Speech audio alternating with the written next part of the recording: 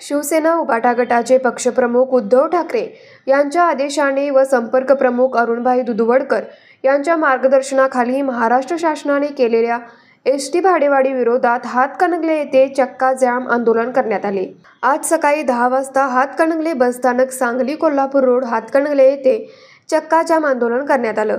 सदर आंदोलनासाठी हातकणंगले तालुक्यात उद्धव बाळासाहेब ठाकरे गटाचे शिवसैनिक व पदाधिकारी मोठ्या संख्येने उपस्थित होते। यावेळी बोलताना जिल्हा प्रमुख संजय चौगुले म्हणाले, नमस्कार, मी न्यूज 24 प्रतिनिधी विनोद शिंगे। आज आपण हातकणंगले इथे विधानसभेच्या निवडणुकीनंतर पराभवाला न खचता पुन्हा एकदा उद्धव बाळासाहेब ठाकरे शिवसेना रस्त्यावर उतरले असून सर्वसामान्यांच्या प्रश्नासाठी एसटीच्या भाडेवाढ विरोध करत आज त्यांनी रस्ता रोको आंदोलन केले।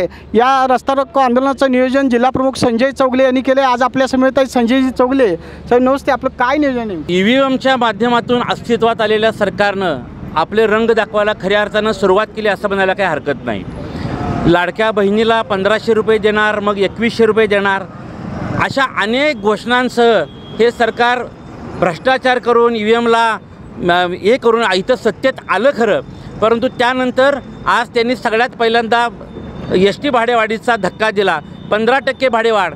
एस टी ही आपली महाराष्ट्राची खरं तर रक्तवाहिनी आपण म्हणतो, लाल परी, ज्याच्यावरती सर्वसामान्य माणसं फिरतात, व्यापारी फिरतात आणि अशा या ठिकाणी मग महिलांना मोफत प्रवास, अर्धा प्रवास, हे सगळं एका बाजूला करायचं आणि दुसऱ्या बाजूला परत त्याच्यामध्ये 15% भाडेवाढ करायची।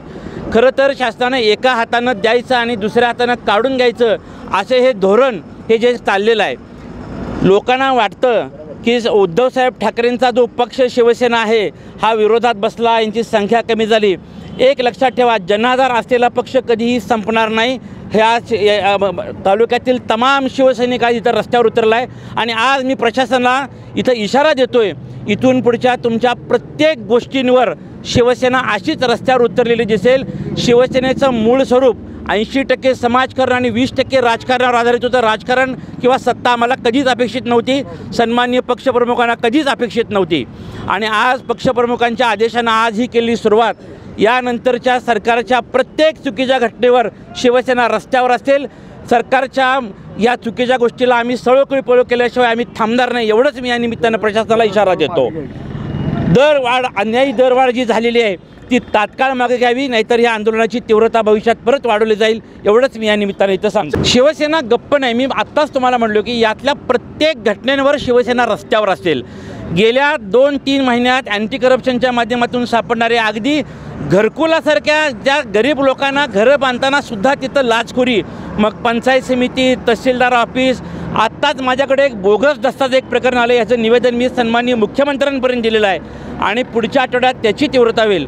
आज हातकणंगलेचा जो रेल्वे ब्रिजच्या खालचा जो रस्ता, गाड्यांच्या टायर कडत आहेत, असे अनेक प्रश्न पुढच्या प्रत्येक 4-8 दिवसाला ही शिवसेना आपल्याला या आंदोलनाच्या माध्यमातून दिसेल आणि निश्चित शिवसेना याच्यामध्ये कुठल्याही पद्धतीनं शांत बसणार नाही, मी एवढंच या निमित्तानं आपल्याला सांगतो। न्यूज मराठी 24 साठी विनोद शिंगे, कुंभोज।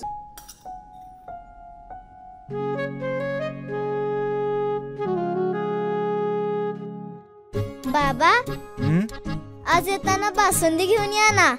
अगं, कालच आपण आईचा वाढदिवस होता म्हणून आणली होती ना।